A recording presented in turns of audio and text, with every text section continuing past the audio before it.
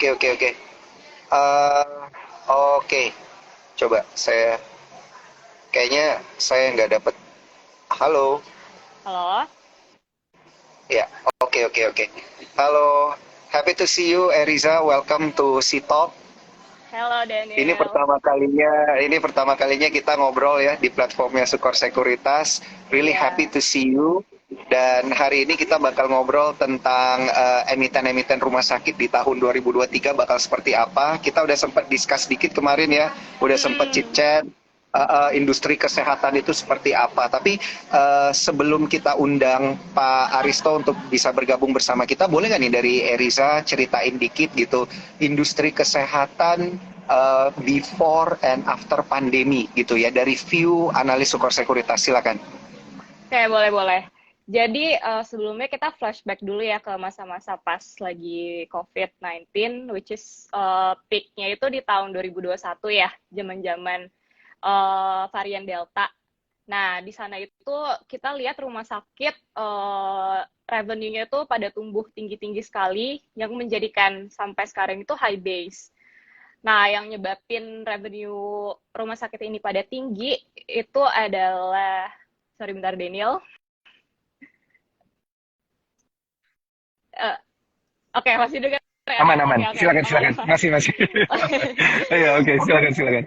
Jadi yang nyebabin pendapatan rumah sakit tinggi itu karena pasien-pasien COVID-nya. Nah, yang kita lihat itu zaman 2021 pasien non-COVID itu malah menurun ya, karena orang kan sakit gigi pada nggak berani ke rumah sakit gitu kan ya, pas Iya. zaman-zaman COVID. Karena curigaan di bawaan yang ngantri aja tuh kayak takut yang ngantri itu pada COVID gitu kan ya. Jadi kayak mereka Betul. postpone dulu untuk kedatangan ke rumah sakitnya. That's why pas zaman pandemi yang banyak di rumah sakit itu pasien-pasien COVID. Nah, revenue-nya itu ke drive tinggi sekali karena kita tahu kalau misalkan penyakit COVID itu nggak bisa sembuh cuma 1-2 hari. Ya kan Betul. ya. Nah, at least kita butuh seminggu sampai 10 hari di rumah sakit gitu ya. Nah, beda sama pasien-pasien non-COVID yang biasanya kalau di rumah sakit tuh 3-4 hari udah bisa pulang gitu. Nah, kalau misalkan ditanya outlook ke depannya nih, karena udah nggak ada COVID kan, gimana nih ke Iya. depannya rumah sakit nih, apakah akan merugi nih udah nggak ada pasien COVID? Jawabannya adalah dari sisi financial statement-nya, keuangan, memang ada penurunan sedikit di tahun 2022 ini, karena pasien COVID-nya udah menurun lah ya, kita sebut udah mulai melandai, tapi ada growth driver-nya nih dari pasien-pasien non-COVID tersebut. Pasien-pasien yang enggak yang bukan yang non-COVID ini udah mulai berani untuk rumah sakit. Jadi yang sakit perut udah berani pada berobat ke rumah sakit. Nah, jadi tuh nggak hilang pasien rumah sakit tuh nggak hilang. Bahkan yang non-COVID tuh balik lagi gitu. Nah, kalau misalkan kita lihat di tahun 2022 ini memang ada penurunan, cuman nggak signifikan ya. Kalau misalkan kita bandingin sama level pre-COVID, keuangan sebelum adanya COVID, malah mengalami pertumbuhan. Nah, pendapatan per rumah sakit itu malah mengalami pertumbuhan. Kenapa bisa begitu? Karena yang pertama pasien COVID-nya udah pada balik. Yang kedua, kita lihat itu ini sih sebenarnya halo, iya ya, Halo. Iya. ya yang kita Aman, lihat aman. tuh yang kita lihat tuh kalau misalkan di rumah sakit sekarang itu udah pada balik semua ke rumah sakit, jadi dibandingkan ini udah pada tumbuh gitu. Oh, oke, oke, oke, oke. Menarik, menarik. Nah, Mm-mm. jadi sebenarnya not exactly kita bisa bilang ya karena udah nggak ada pandemi, berarti industri rumah sakit itu sunset. Nggak bisa kita bilang kayak gitu ya. Iya, karena COVID itu kan cuma terjadi once in a long time ya, cuma In a long terjadi time. sekali. Iya, betul. Iya. Nah, terus yang analis lihat itu juga karena adanya COVID kemarin, uh, Mm-mm. nyebabin health awareness kita pada meningkat nih. Nah, Iya. itu bagus banget buat outlook rumah sakit ke depannya. Kalau Hmm. misalkan dari aku nih ya, untuk investasi jangka panjang, kenapa kita masih bullish di healthcare sektor? Yang pertama itu Mhm. kita lihat Indonesia itu masih memiliki masalah kesehatan yang cukup rumit dan banyak ya. Kayak dari segi Mhm. uh, angka harapan hidup kita juga masih di angka 70 tahun, sedangkan Australia udah di umur 83 gitu. Terus Oke. kita itu juga merupakan ranking kedua kasus tuberkulosis tertinggi di dunia. Mhm. Nah, terus kita 73% jumlah kematian kita juga masih disebabkan penyakit tidak menular. Artinya memang adanya masalah kesehatan isu lah di Indonesia ini yang masih belum Mhm. merata. Nah, kenapa aku bilang untuk jangka panjangnya kita masih banyak plenty room to grow? Itu pertama karena jumlah dokter di Indonesia juga masih sangat sedikit ya. Kalau misalkan yang kita bandingin jumlah dokter per 1.000 populasi di Indonesia itu kita masih di angka 0,5. Sedangkan rujukan WHO itu seharusnya berada di 1, sekian gitu. Nah, itu kita masih di bawah rata-rata lah. Nah, terus Oke. jumlah rumah sakit di Indonesia sendiri juga masih sangat sedikit. Kayak kemarin kita lihat ada yang sampai ada rumah sakit di atas kapal, yang rumah sakit apung, kayak if you know, Mhm. di daerah-daerah Betul. kecil gitu, ya kan? Ya karena apa, Mhm. mereka susah kalau ingin berobat, mereka harus ke kota-kota besar dulu Iya, gitu. Nah, sampai segitunya ya. sampai segitunya, itu artinya kan Mhm. potensial buat rumah sakit untuk bertumbuh tuh sebenarnya masih besar di Indonesia Mhm. ini gitu. Mhm. Nah, ini jadinya artinya kalau kita bisa lihat di rumah sakit ini peluangnya sebenarnya masih banyak ya ke depannya. Jadi untuk membahas lebih lanjut ya kita lebih berfokus kepada Rumah Sakit Hermina tentunya, Hermina Medicaloka Hmm. Tbk dengan kode emiten HIL. Kita langsung aja undang ada Pak Aristo selaku Direktur Keuangan dari HIL. Ini sudah standby bareng kita di dalam IG Live ini, langsung aja nih ya. Saya invite. Oke. Okay. Untuk Pak Aristo dan tim mungkin bisa langsung di approve invitation-nya. Baik. Oke. Okay. Selamat malam Pak Aristo, kabar sehat? Halo, selamat malam. Yes, thank you. Malam. Iya. Salam kenal Pak Aristo. Ini akhirnya kita punya akses untuk ngobrol ke rumah sakit nih Pak, emiten rumah sakit kita. Happy banget. Thank you atas waktunya Pak Aristo. Sama-sama. Iya. Dan malam hari ini saya nggak sendiri Pak. Saya bareng tim riset dari Sukor Sekuritas. Di sini ada Eriza. Tadi saya udah sempat ngobrol-ngobrol nih bareng Eriza tentang industri rumah sakit dan kesehatan. Iya, iya. Baik, mungkin untuk pertanyaan pertama dari saya dulu ya Pak ya untuk opening question-nya nih. Saya kalau dari saya pertanyaannya gampang Pak, yang susah nanti pertanyaannya dari Eriza. Oke, Pak ini tadi kan kita discuss tentang industri kesehatan dan di mana tahun 2023 ini PPKM itu ibaratnya sudah dicabut gitu ya oleh pemerintah gitu. Apakah ini dilihat sebagai tantangan atau peluang nih, Pak, dalam melihat potensi dan perkembangan bisnis di tahun 2023? Silakan, Pak. Iya. Jadi kan hospital itu memang mungkin salah satu dari bisnis yang jarang-jarang ya waktu COVID itu sebenarnya jadi memperoleh traffic yang sangat besar. Karena COVID kan merupakan healthcare problem sehingga membutuhkan healthcare solution. Jadi memang waktu tahun 2021 dan in particular itu memang kinerja perusahaan itu sangat baik. Nah, di tahun 2022 memang meskipun waktu awal tahun itu ada Omicron, tapi Omicron itu hospitalization rate-nya itu sangat rendah. Karena simptomnya sangat rendah, sehingga boleh dibilang di 2022 itu pasien kita tuh merupakan pasien business as usual. Jadi banyak sekali proses-proses elektif yang waktu zaman COVID itu pasien prefer untuk nggak datang ke rumah sakit, itu di tahun 2022 itu jadi merupakan memberikan flow of patient yang tinggi bagi rumah sakit. Nah, jadi memang PPKM sudah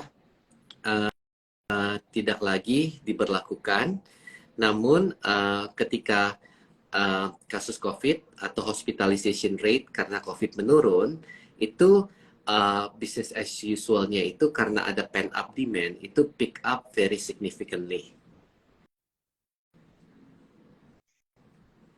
Oke, oke, oke. Jadi memang faktor pendorongnya itu kemarin adalah kasus COVID gitu ya Pak ya. Ini kan berarti 2023 itu apakah masih ada nggak sih Pak yang datang ke rumah sakit karena terkena COVID gitu, masih ada nggak sih Pak sebenarnya?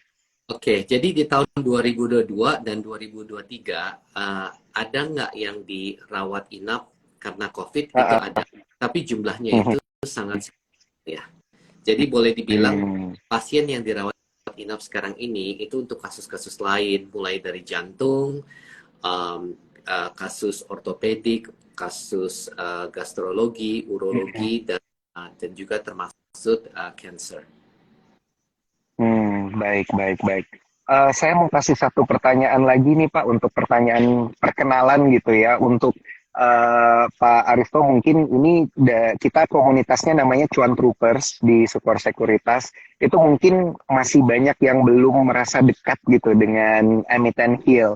Nah mungkin boleh diceritakan Pak, dari fokus bisnisnya seperti apa gitu Pak. Mungkin apa sih yang membedakan rumah sakit Hermina ini dengan rumah sakit atau emiten rumah sakit lainnya? Silakan Pak. Oke, jadi yang pertama itu Hermina tuh yang paling terbesar di Indonesia. Kita memiliki 45 rumah sakit, lebih dari 6.000 tempat tidur, dan kita punya presence itu nggak cuma di Jakarta atau Jawa, tapi juga di Sumatera, Kalimantan, Sulawesi, dan bahkan di Papua. Nah, jadi bisnis ini nih sangat scalable, karena kita bisa membuka rumah sakit nggak cuma di tier 1, kota tier 1, tapi juga bisa di kota tier 2. Nah, kedua yang membedakan itu bahwa kita tuh merakyat. Jadi dengan kata lain, 50% dari pendapatan Hermina itu berasal dari private patient, 50% tuh dari BPJS. Jadi memang prinsipnya kita percaya bahwa jasa kesehatan itu harus inklusif ya, bukan eksklusif. Dan oleh karena itu bahwa semua rumah sakit Hermina itu menerima BPJS, karena buat kita merupakan perusahaan TBK, kinerja kita baik, tapi kita juga punya social responsibilitas terhadap penduduk yang tinggal di sekeliling rumah sakit kita. Oleh karena itu, bahwa kita welcome nggak cuman pasien private, tapi juga pasien BPJS. Dan kalau dilihat, itu di Hermina pun banyak sekali dokter-dokter yang top ya. Jadi kalau misalkan persepsinya karena melayani BPJS, mungkin kualitasnya nggak sebagus kalau yang cuma hanya melayani patient private, itu nggak betul. Sebabnya di Hermina itu banyak sekali profesor, banyak sekali dokter-dokter yang paling terkemuka di Indonesia yang praktek. Nah, jadi kita memang melayani dua segmen ya. Segmen BPJS dan juga segmen patient private. Nah, terus ketiga, memang once upon the time itu Hermina itu merupakan rumah sakit ibu dan anak. Oleh karena itu, sometimes orang berpendapat bahwa yang dikerjakan di Hermina itu hanya ibu dan anak. Tapi itu nggak betul.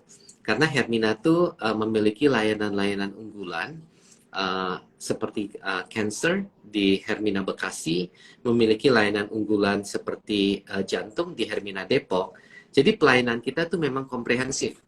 Nah, kalau komprehensif, kenapa lambangnya itu masih gambar ibu dan anak? Karena itu memang lambang kita dari sananya gitu. Dan bahwa memang kita itu masih number one brand dari segi ibu dan anak. Oleh karena itu, kita memang telah menjadi rumah sakit umum, udah lebih dari 10 tahun melayani penyakit-penyakit di luar ibu dan anak, namun memang brand affiliation-nya itu masih sangat kuat dari segi ibu dan anak. Contoh COVID, kita melayani atau rawat inap itu ada lebih dari 50.000 pasien yang ditangani dan sepertinya itu merupakan angka yang terbesar ya kalau dibandingkan peer group kita, dan itu signify bahwa yang kita bisa take care itu memang nggak cuma ibu dan anak, karena kita bisa take care patient COVID waktu zaman pandemi. Begitu. Wah, lengkap banget nih berarti ya. Dan mindset ibu dan anak ini walaupun masih melekat, tapi ternyata nggak cuman core bisnis itu aja yang dijalankan. Baik, pertanyaan selanjutnya mungkin saya berikan kepada Eriza. Ini pertanyaan yang dari Eriza ini yang menantang ini, Pak. Silakan Eriza. Malam Pak. Malam. Malam ya. Jadi kan kita tahu nih Hermina tuh punya skema bisnis doctor partnership model, Iya. right? Nah, Iya. ya. Nah, itu kan memberikan minority shares kepada dokter. Mungkin boleh dijelaskan Pak, kayak opportunity dari bisnis strategi tersebut tuh untuk perusahaan tuh gimana Pak? Ya, that's very good question ya. Jadi gini, dokter ini merupakan langka. Jadi langka sebenarnya nggak cuma di Indonesia ya, di dunia ini setiap negara pun bilang bahwa nggak cukup dokter. Tapi di Indonesia nggak cukup, ini lebih pelik lagi gitu ya. Nah, oleh karena itu kita tuh bisnis modelnya. Jadi kan kalau pemirsa membeli saham Hill, itu membeli saham di holding company-nya. Di holding company-nya itu punya anak perusahaan tuh ada 45 rumah sakit. Di masing-masing rumah sakit itu mayoritas dimiliki oleh Hill, tapi juga ada grup dari dokter yang praktek di rumah sakit tersebut, gitu. Nah, dokter yang praktek dan juga memiliki saham di rumah sakit tersebut. Nah, itu yang tadi kan seperti ada pemegang saham minoritas di masing-masing rumah sakit. Jadi di rumah sakit Hermina Depok itu grup dokter yang menjadi pemegang saham minoritas itu misalkan ada 25 dokter, itu dokter yang praktek di sana. Terus di Hermina Bogor itu dokter yang prakteknya kan beda. Jadi yang memiliki saham juga grup dokter yang berbeda. Nah, jadi tujuannya kenapa? Tujuannya ini supaya dokter itu semangat praktek di Hermina karena mereka bisa ada rasa kebanggaan memiliki, dan juga ini kan merupakan salah satu bentuk alignment of interest. Jadi nggak cuman istilahnya kerja di Hermina, tapi juga memiliki saham di rumah sakit tempat dokter itu bekerja. Oke, jadi supaya para dokter tuh ada sense of belonging-nya ya Pak, pada rumah sakit, ya. Wah, mantap banget nih Pak. Berarti apakah kalau menjadi dokter di Hermina langsung secara otomatis gitu mendapatkan privilege ini atau hanya tertentu aja nih Pak? Menarik banget soalnya. Jadi privilege ini kan sebenarnya yaitu karena kalau kita mau bikin rumah sakit baru tuh ada dokter yang partner dan ikut beli saham. Jadi kan kalau kita mendirikan satu PT merupakan satu rumah sakit, itu kan ada gitu kan ya. Jadi ada paid up capital, kita store, dokter juga store. Jadi sahamnya ini sebenarnya bukan free, yaitu mereka store. Nah, tapi kemudian setelah rumah sakitnya dibangun dan buka, mereka yaitu wajib praktek. Begitu. Jadi seperti itu, dan privilege-nya itu memang yaitu boleh co-invest. Jadi boleh ikut menanamkan saham selama nanti kalau rumah sakit udah buka harus berkewajiban untuk praktek gitu. Oh, oke, paham. Ya benar ya. Berarti yang tadi Eriza bilang ini sense of belonging-nya benar-benar dapat karena tidak hanya membangun secara fisiknya aja, tetapi membangun dari sisi bisnisnya juga gitu ya.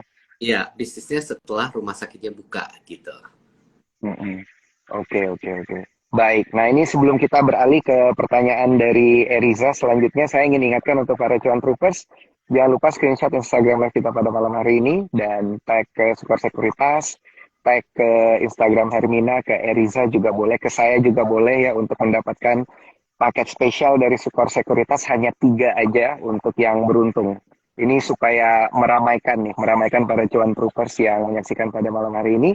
Dan juga untuk Instagram Live kita pada malam hari ini akan kita save di Instagram Sukor Sekuritas, akan kita save juga di YouTube dan juga di Spotify, karena kita udah multi platform. Jadi kalau nggak sempat nonton sekarang, bisa nonton nanti via YouTube dan juga via Spotify tentunya.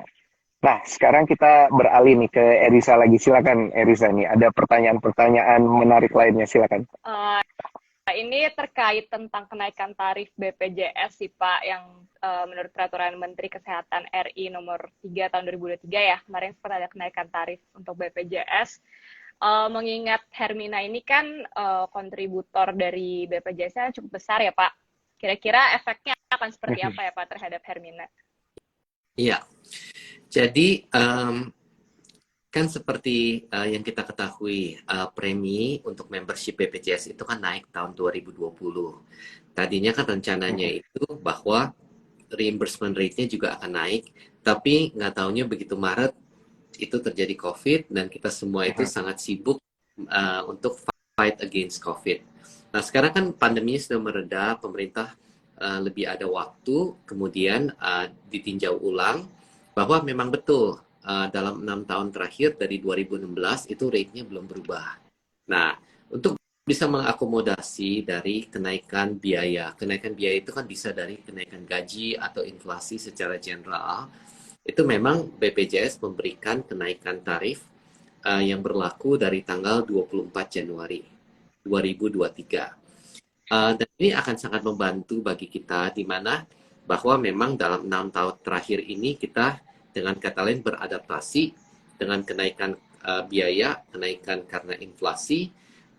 Kita terus berkomitmen untuk memberikan servis BPJS dan ini kan akan memberikan satu bantuan ya atau berikan satu angin segar bagi industri rumah sakit agar bisa sustainable dari segi melakukan pelayanan BPJS.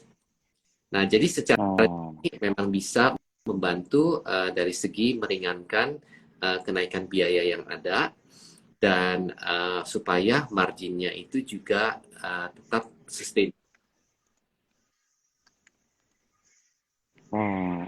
Baik, baik. Ini menarik ya, karena memang kan semenjak COVID kita juga lihat masyarakat itu menjadi jauh lebih bergantung menggunakan BPJS juga gitu ya. Tapi ada kenaikan kemudian yang dilakukan juga oleh pemerintah, apakah itu mengurungkan niat gitu menggunakan BPJS apa enggak, dan pengaruhnya untuk Hermina sendiri, kontributornya ini apakah yang menjadi salah satu yang terbesar gitu Pak? Iya, saya rasa kontribusi terhadap pendapatan kita akan kira-kira sama ya, masih 50% karena private business pun juga berkembang. Jadi kan ini kan merupakan consumption dari middle income ya. Negara kita ini kan berkembang dan terjadi migrasi dari poor ke middle income dan kalau consumer menjadi middle income, mereka itu akan consume healthcare. Jadi artinya health awareness-nya akan meningkat dan spending-nya itu untuk healthcare itu akan naturally menjadi makin besar. Nah, saya lihat sebenarnya tidak akan membuat persentase dari pendapatan Hermina yang datang dari untuk meningkat ya. Saya rasa akan kira-kira sama, yaitu 50-50. Kalau dilihat dari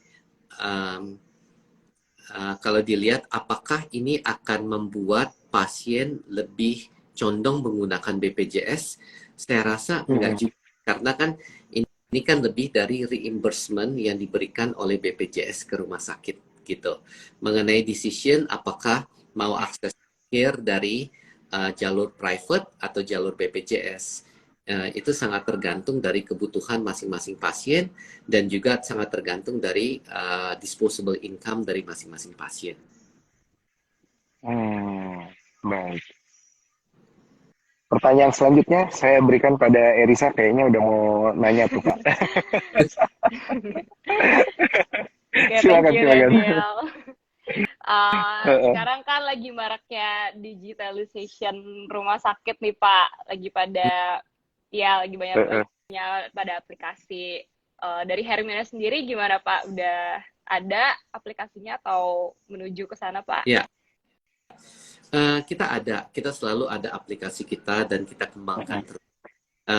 Namun yang lebih exciting ya itu bahwa Hermina itu telah uh, mengimplementasikan sistem operasional rumah sakit ya yang disebut SIMRS, yaitu Sistem Informasi Manajemen Rumah Sakit, yang menggunakan database yang sama across Hermina Network.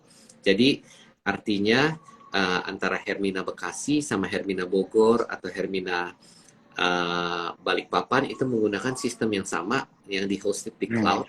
Dan oleh karena itu kita juga telah mengimplementasikan electronic medical record.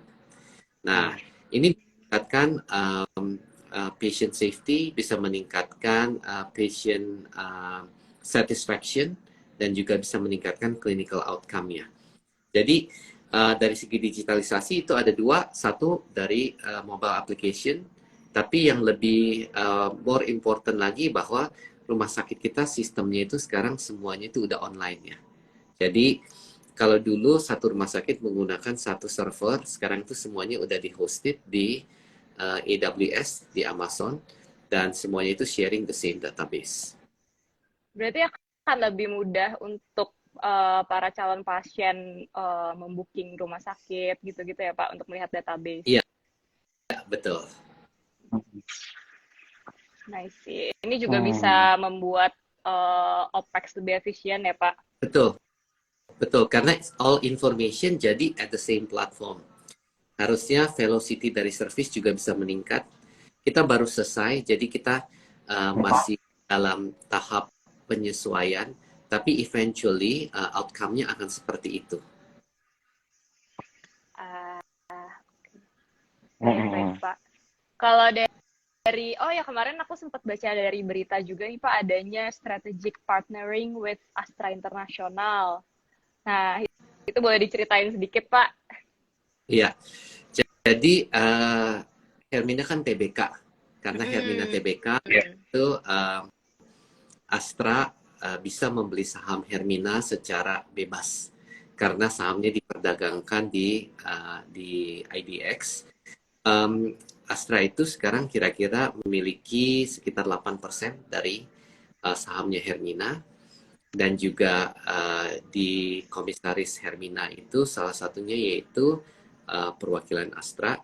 Jadi Astra itu memang merupakan strategic partner bagi Hermina karena Astra juga punya bisnis insurance, asuransi kesehatan, dan kita akan mendigitalisasikan antara Astra Insurance dengan Hermina Hospital sehingga experience-nya itu dari segi pasien bisa diimprove secara signifikan.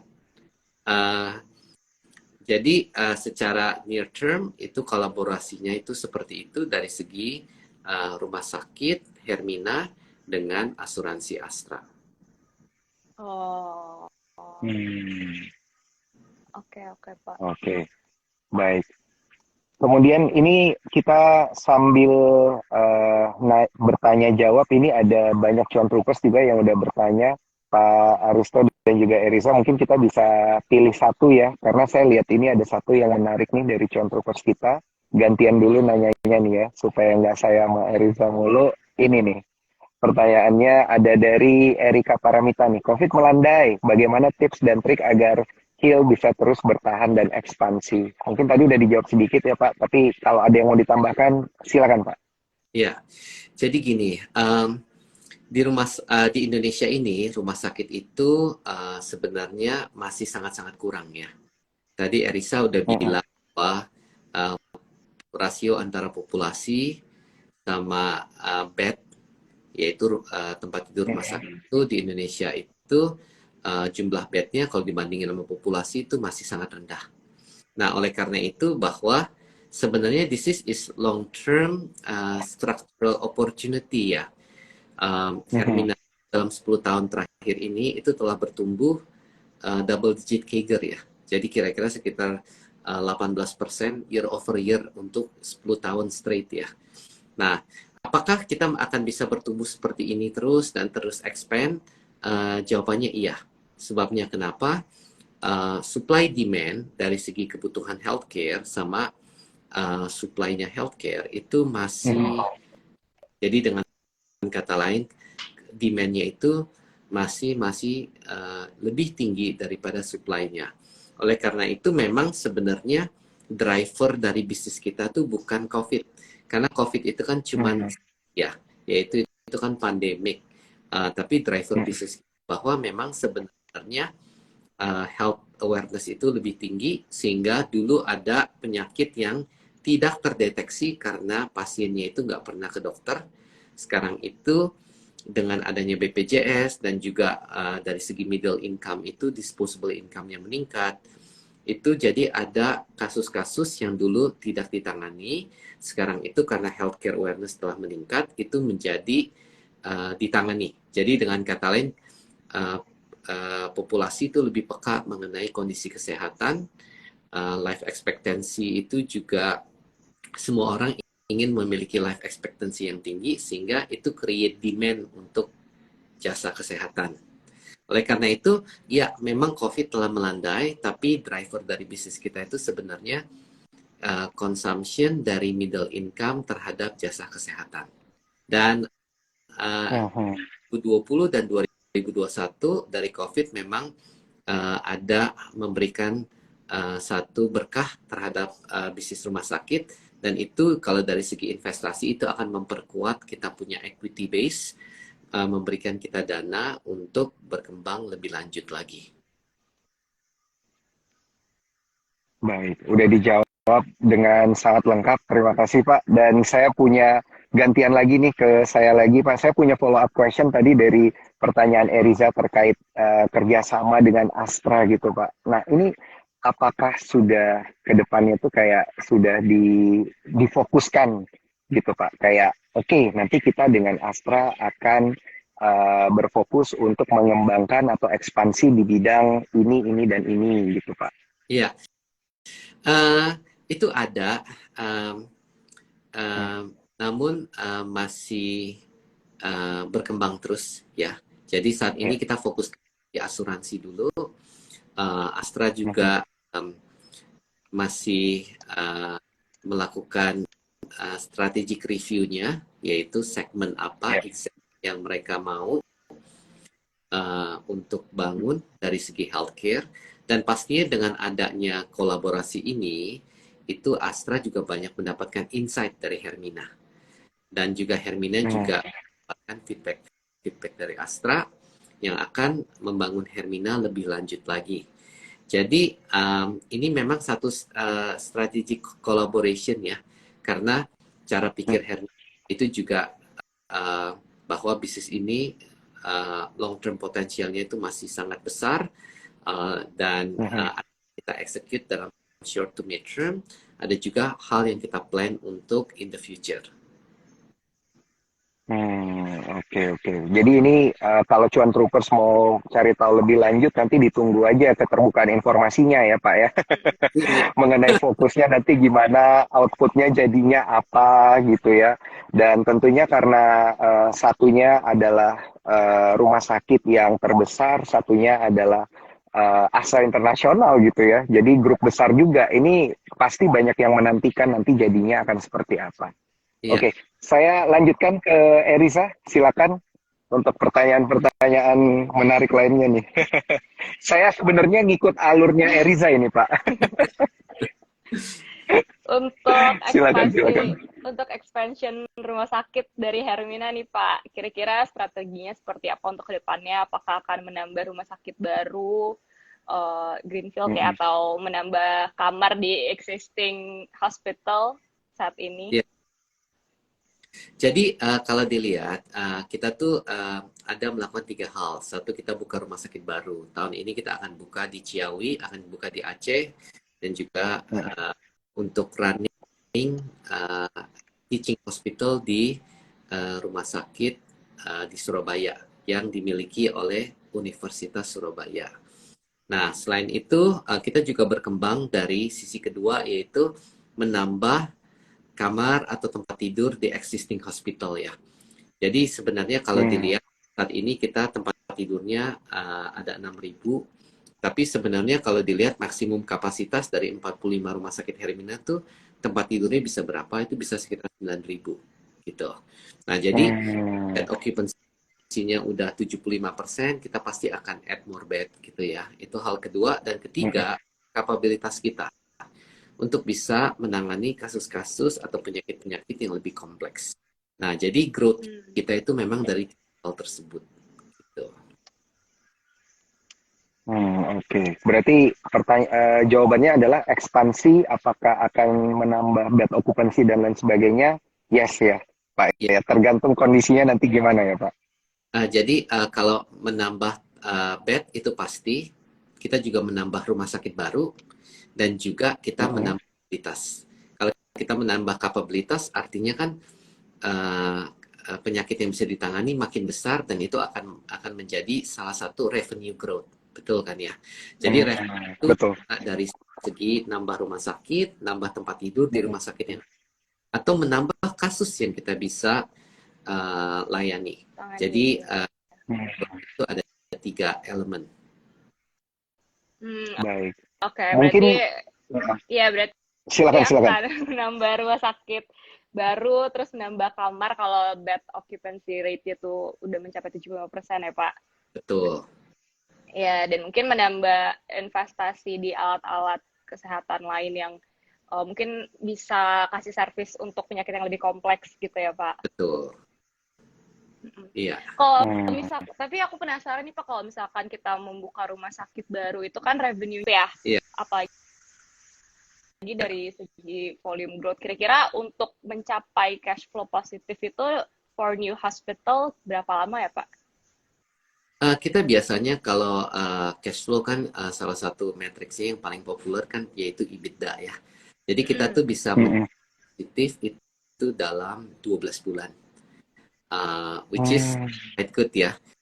Jadi kadang ada rumah sakit lebih cepat lagi. Kayak kita baru buka rumah sakit di Soreang itu di Bandung. Itu EBITDA-nya positif itu dalam 3 bulan gitu. Wah. Luar biasa, 3 bulan, Pak. 3 bulan. Apa itu karena efek dari COVID juga kah, Pak? Enggak, karena dia bukanya setelah COVID. Jadi memang di Bandung itu memang demand-nya cukup tinggi, kurang. Jadi memang itu lebih cepat. Oke. Wah, ini menarik nih kalau dari sisi ekspansi. Kalau 3 bulan itu, wah, ini bisa mengalahkan bisnis franchise ini, Pak. Franchise makanan lewat, Pak, ini. Oke.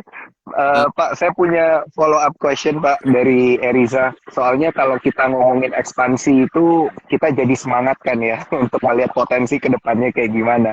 Nah, untuk ekspansi dari Hermina sendiri ke depannya itu apakah masih menyasar ke kota-kota besar gitu, Pak? Atau memang sudah nyari ke daerah-daerah yang lebih ke pelosok gitu, atau pulau-pulau yang bukan pulau utama? Silakan, Pak.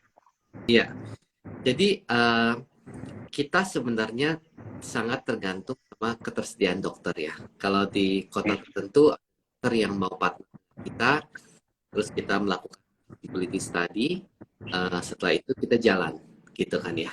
Jadi basically kita nggak pernah ada preferensi, dengan kata lain mau buka di kota kecil atau kota besar, selama ada opportunity-nya, selama ada ketersediaan dokter, itu kita bisa jalanin. Gitu. Baik. Dan menarik Pak, ini ada satu follow up question lagi dari Cuan Troopers kita. Ini menarik banget pertanyaannya, boleh saya naikin ya Pak ya? Nih, katanya, ibu kota pindah katanya. Nah, kan memang ada perencanaan seperti itu ya Pak ya. Apakah nanti akan diperbanyak atau ekspansinya ke ibu kota baru nih Pak? Iya, iya. Jadi ini merupakan salah satu proyek yang lagi kita bina ya. Uh, Belum 100% positif. Jadi karena masih menunggu konfirmasi dari otoritas IKN. Tapi sepertinya kansnya cukup baik, yaitu kita akan berpartisipasi di ibu kota Nusantara yang baru. Dan kita excited sih sama project ini karena um, kita akan membangun rumah sakit yang dengan kata lain standarnya itu internasional, tapi saat bersamaan kita juga akan bisa melayani JKN. Karena JKN itu kan merupakan project landmarknya pemerintahan ya, di mana bahwa JKN ini salah satu project untuk meretaskan kemiskinan. Jadi kan intinya kalau misalkan health expectancy, life expectancy itu lebih baik, orang tua itu bisa have a good life expectancy sehingga anaknya bisa sekolah mencapai perguruan tinggi, itu kan nanti mereka menjadi lebih produktif dan will be good for the GDP growth of Indonesia. Nah, jadi memang kita sangat excited dengan opportunity di IKN untuk membuat satu rumah sakit yang standar internasional, pada saat bersamaan juga tetap mensupport program pemerintah yaitu JKN. Mantap Pak, makin seru nih berarti ya Pak, makin tahun makin seru. Baik, silakan Erisa kalau ada follow up question atau beralih topik. Dari aku Pak, Silakan. ini pasti yang bikin para calon investor penasaran nih Pak, kira-kira guidance nih Pak untuk top line dan bottom line dari Hermina. Iya. Tahun 2023 ya. Oke, kita guiding tahun ini tumbuh 18% ya dari segi pendapatan, dan EBITDA-nya itu bisa sekitar 30%. Jadi dari pendapatan itu akan sekitar 5,9 triliun, EBITDA-nya bisa 30%. Jadi sebenarnya kalau dilihat memang saham Hill itu telah outperform the market ya. Jadi kalau dilihat itu lalu naik berapa ya? Mungkin naik sekitar 40-50% ya. Terus tahun sebelumnya juga naik 40%. Tapi memang kinerja perusahaannya pun juga long term growth-nya itu masih sangat baik ya. Jadi kalau misalkan dilihat, kalau kita bisa mencapai guidance yang tadi saya sampaikan, itu sebenarnya saham kita itu dari segi EV/EBITDA itu mungkin baru sekitar 15 kali ya, which is sebenarnya untuk bisnis dengan high defensibility seperti healthcare itu valuation-nya sangat atraktif. Baik. Wah, ini kan berarti menjadi target di tahun 2023 ini ya Pak ya? Iya. Sampai akhir tahun nanti. Iya. Baik, ini menarik, pasti Cuan Troopers juga udah banyak yang nyatet ini Pak. Iya. Oke. Ada pertanyaan terakhir mungkin dari Erisa, selain terkait dengan target, ini nggak berasa kita udah mau sejam Pak ngobrolnya. Dari aku udah sih, mungkin dari Daniel atau dari Cuan Troopers. Baik. Saya punya 2 pertanyaan terakhir nih Pak. Yang pertama itu adalah konfirmasi dan pendapat dari Pak Aristo nih. Apakah benar setelah pandemi itu atau PPKM itu dicabut oleh pemerintah, behavior atau perilaku masyarakat menggunakan jasa rumah sakit itu berubah menjadi semakin intens gitu? Silakan Pak. Itu betul banget ya. Jadi kalau misalnya kita lihat tadinya kan ada kekhawatiran, mungkin kalau misalkan premium BPJS itu di tahun 2020 tuh naik, mungkin orang yang nggak bersedia bayar karena premium lebih tinggi dan kemudian uh, dengan kata lain jadi nggak ikut BPJS gitu. Kenyataannya enggak, karena setelah COVID, basically satu, pemahaman mengenai perlunya ada health coverage, yaitu perlu ada jaminan kesehatan, itu tuh sangat penting. Jadi itu menjadi prioritas bagi penduduk Indonesia karena belajar dari pengalaman waktu pandemi. Nah, terus kedua, dari segi awareness-nya sendiri mengenai kalau ada penyakit-penyakit comorbid, itu lebih baik ditangani, jangan dibiarkan saja. Karena kenapa?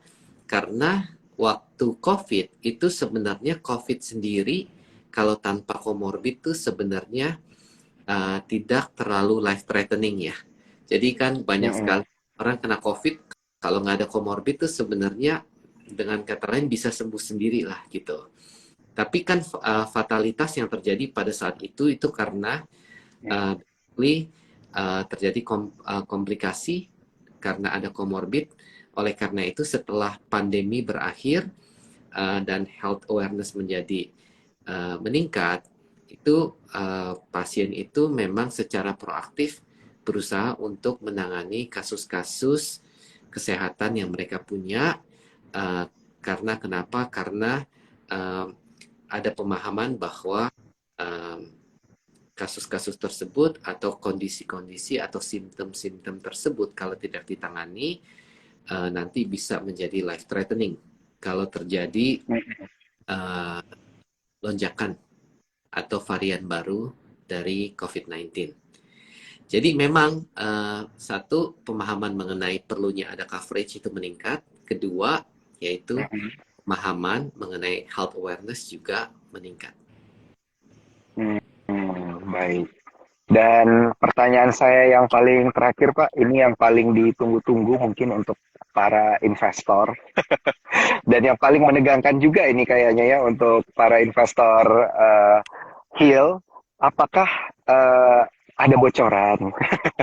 Ada bocoran nih Pak terkait pembagian dividen gitu mungkin Pak untuk para investor ke depannya atau seperti apa Pak? Silakan. Jadi kalau dilihat semenjak kita TBK itu tiap tahun tuh dividen itu pasti naik ya. Tapi kalau dilihat secara dividen yield itu mungkin nggak terlalu besar. Sebabnya kenapa? Kita tuh merupakan growth company. Jadi gini, kalau kan kita ada net profit, kita bisa lakukan dua hal. Kita bisa bagikan sebagai dividen atau kita bisa reinvestasi dari net profit untuk membuat perusahaannya itu lebih besar. Nah, yang dilakukan oleh Hermina, kita lakukan dua-duanya gitu. Tapi kenapa kita nggak lakukan dividen yang jumlahnya besar banget? Karena sebenarnya opportunity-nya dari segi pengembangan bisnis itu masih sangat besar. Karena itu memang lebih dilihat seperti growth stock daripada income stock ya.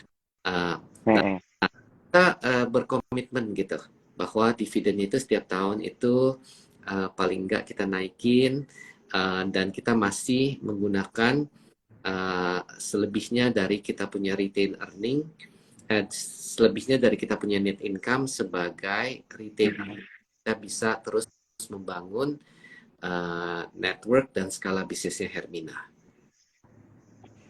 Mantap Pak, ini jadi angin segar nih buat investor yang dengerin Pak. Jadi selain dipakai untuk ekspansi ya memang ada pembagian dividen begitu juga ya Pak ya. Jadi dua-duanya dilakukan nih oleh Hermina nih untuk para investor. Betul, dan dividennya juga tiap tahun itu per share-nya itu pasti akan naik. Tuh. Iya. Mantap. Jadi untuk para investor ini kejawab banget ya, untuk para cuan troopers juga.